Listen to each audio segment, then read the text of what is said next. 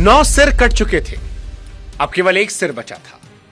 शरीर से खून बह रहा था, लेकिन उसकी भक्ति डगमगाई नहीं थी। वर्षों की कठोर तपस्या के बाद भी जब भगवान भोलेनाथ प्रकट नहीं हुए, तो उसने एक एक करके अपने 9 सिर उनके चरणों में समर्पित कर दिए। और जब आखिरी बार तलवार उठाई और बस एक वार करने वाला था, जिससे शायद सब कुछ समाप्त हो जाता, तभी कैलाश पर्वत थरथरा उठता है। आकाश में दिव्य प्रकाश फैल जाता है। चारों दिशाओं में ऐसी ऊर्जा का संचार होता है कि मानो स्वयं सृष्टि किसी असाधारण घटना की साक्षी बनने जा रही, और अगले ही क्षण भगवान शिव उसके सामने प्रकट हो गया। वो कोई साधारण तपस्वी नहीं था, वो कोई और नहीं था, वो लंका का राजा रावण था।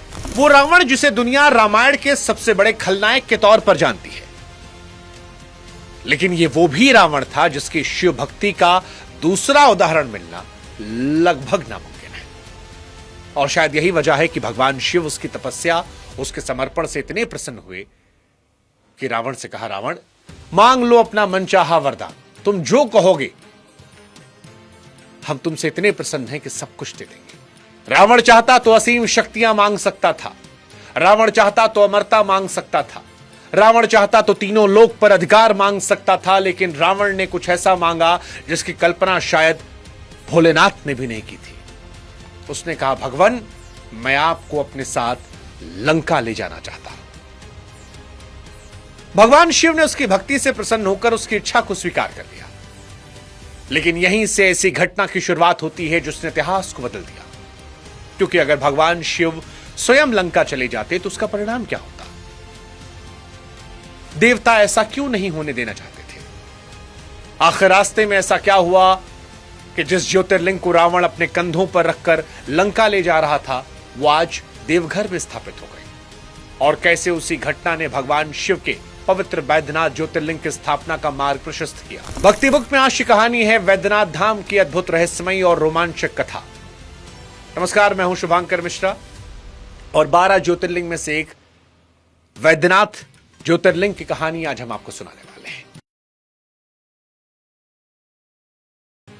लेकिन इस कहानी को समझने के लिए आपको रावण को समझना पड़ेगा कि रावण भगवान भोलेनाथ को लंका क्यों ले जाना चाहता था।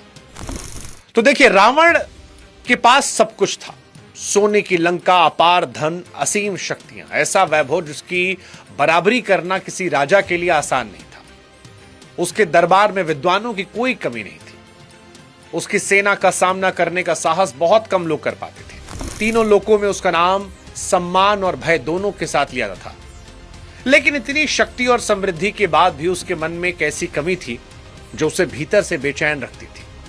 वो चाहता था कि स्वयं भगवान शिव की लंका में निवास करे। रावण केवल महादेव का भक्त नहीं था, वो उन्हें अपना आराध्य, अपना रक्षक और अपनी सबसे बड़ी शक्ति मानता था। उसका विश्वास था कि जिस भूमि पर भगवान शिव का वास होगा वो केवल समृद्ध नहीं बल्कि दिव्य बन जाएगी।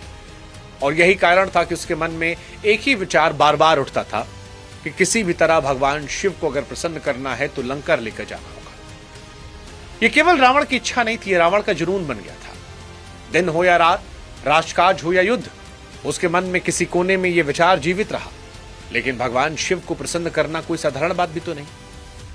रावण नहीं जानता था कि इस इच्छा को पूरा करने के लिए उसे ऐसी तपस्या करनी पड़ेगी जिसकी चर्चा सदियों बाद भी होगी, और ऐसा त्याग करना पड़ेगा। अपने संकल्प को पूरा करने के लिए रावण हिमालय की ओर चला गया। राजमहल की सुख सुविधाओं को छोड़ा, खुद को पूरी तरह भगवान शिव की आराधना में समर्पित कर दिया। बर्फ से ढके पर्वतों के बीच वो वर्षों तक तप करता रहा। ऋतुएं बदलती रही, समय बीतता रहा, लेकिन भगवान शिव के दर्शन नहीं हुए। जितनी देर हो रही थी, रावण का संकल्प और मजबूत हो रहा था। आखिरकार उसने एक ऐसा निर्णय लिया जिसे सुनकर देवता चकित हो उठे। उसने तलवार निकाली और अपना एक सिर काट कर भगवान शिव को अर्पित कर दिया। लेकिन जब महादेव प्रकट नहीं हुए तो रावण ने सोचा, एक और सिर शिव को समर्पित करते हैं। फिर यह प्रक्रिया चली। तीसरे, चौथे, 5वें, 6ठे देवता दृश्य देख रहे थे। ऋषि मुनि आश्चर्य में थे, लेकिन रावण को परवाह नहीं थी। उसकी आंखों में सिर्फ एक इच्छा थी कि महादेव के दर्शन करने, और इस इच्छा के लिए उसने एक एक करके 9 से भगवान शिव के चरणों में समर्पित कर दिए। अब केवल आखिरी सिर बचा था। पूरा ब्रह्मांड मानो उस क्षण को देख रहा था। जैसे ही रावण अपना 10वां सिर अर्पित करने के लिए तैयार हुआ, कैलाश पर्वत कांप उठता है, आकाश दिव्य प्रकाश से भर जाता है और स्वयं भगवान शिव साक्षात प्रकट हो जाते हैं। महादेव उसकी भक्ति, उसके त्याग, उसके समर्पण से प्रसन्न थे। महादेव ने उसके सभी सिर वापस कर दिए, उसके घाव भर दिए, उसे जीवन दान दिया। लेकिन रावण की असली इच्छा तो अब आई। भगवान शिव ने प्रसन्न होकर रावण से कहा कि वत्स, मांगो, क्या मांगते हो। यह वो क्षण था जिसका इंतजार रावण वर्षों से कर रहा था। वो चाहता तो अमरता मांग सकता था, असीम शक्ति मांग सकता था, तीनों लोकों पर अधिकार मांग लेता, लेकिन रावण ने हाथ जोड़कर कहा कि प्रभु, मैं आपको अपने साथ लंका ले जाना चाहता हूं। कुछ समय के लिए मानो समय भी ठहर गया। भगवान शिव उसकी भक्ति से प्रसन्न थे। उन्होंने उसकी इच्छा स्वीकार की और ज्योतिर्लिंग रूप में उसके साथ चलने को तैयार हो गए। लेकिन एक शर्त रखी कि यात्रा के दौरान यदि एक बार भी ज्योतिर्लिंग भूमि पर रखा गया तो उसी स्थान पर सदा सदा के लिए स्थापित हो जाएगा। रावण ने भी बिना एक पल गवाए ये शर्त स्वीकार कर ली। उसे विश्वास था कि अब उसकी सबसे बड़ी इच्छा पूरी होने वाली है। उसने ज्योतिर्लिंग को अपने कंधों पर उठाया, लंका की ओर चल पड़ा। लेकिन जैसे ही यह खबर देवलोक पहुंची, वहां बेचैनी आ गई। देवताओं को भय था कि यदि स्वयं महादेव लंका स्थापित हो गए तो रावण की शक्तियां कई गुना बढ़ जाएंगी, उसे पराजित करना लगभग असंभव हो जाएगा। अब सवाल कि देवता रावण से डर क्यों रहे थे? कारण सिर्फ इतना नहीं था कि रावण शक्तिशाली था। डर इस बात का था कि अगर स्वयं भगवान शिव लंका गए तो रावण हारेगा नहीं। उसके पास पहले से अपार शक्ति थी। बड़े बड़े देवता भी टकराने से डरते थे। ऐसे में अगर महादेव का आशीर्वाद हमेशा के लिए उसके साथ जुड़ा तो आने वाले समय में क्या होगा इसका अंदाजा लगाना मुश्किल। पहली बार देवताओं को लगा कि अगर अभी कुछ नहीं किया गया तो भविष्य बदल जाएगा। सारे देवता भगवान विष्णु के पास गए। भगवान विष्णु से कहा कि रावण को अगर नहीं रोका गया तो दिक्कत हो जाएगी। भगवान विष्णु ने कहा कि रावण को आप बल से नहीं रोक सकते, उसकी भक्ति सच्ची है। भगवान शिव ने स्वयं उसे वरदान दिया है, इसलिए रास्ता युद्ध नहीं लीला। और तब वरुण देव को आदेश दिया कि रावण के शरीर में प्रवेश करें। उद्देश्य नुकसान पहुंचाना नहीं, कुछ समय रोकना। रावण आगे बढ़ रहा था।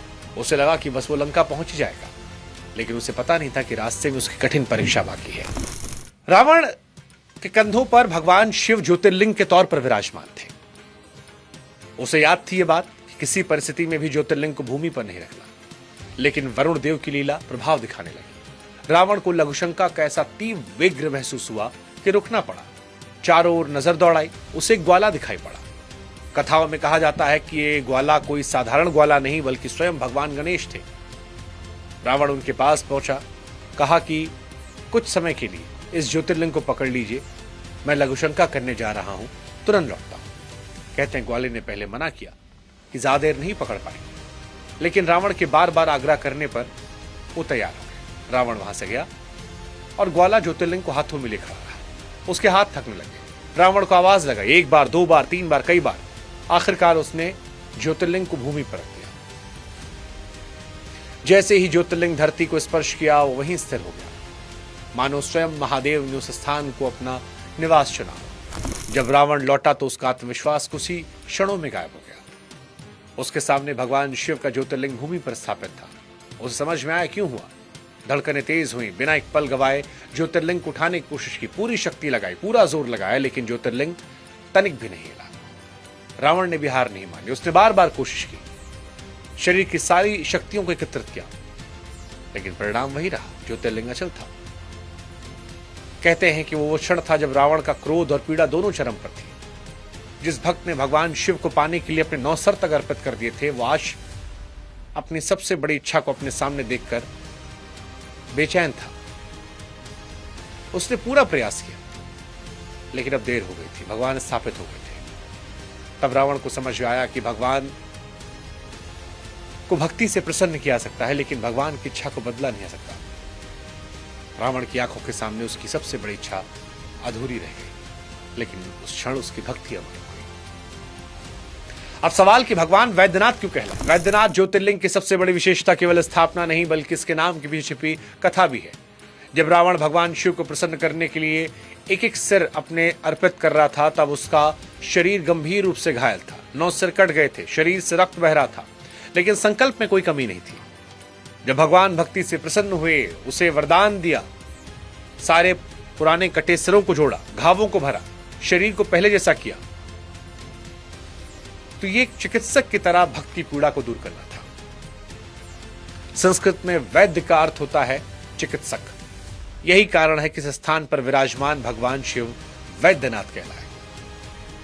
ये केवल एक नाम नहीं है, बल्कि भगवान और भक्त के बीच के उस अद्भुत संबंध का प्रतीक है, जहां भगवान स्वयं अपने भक्त की पीड़ा को हरने के लिए वैद्य बन जाते हैं।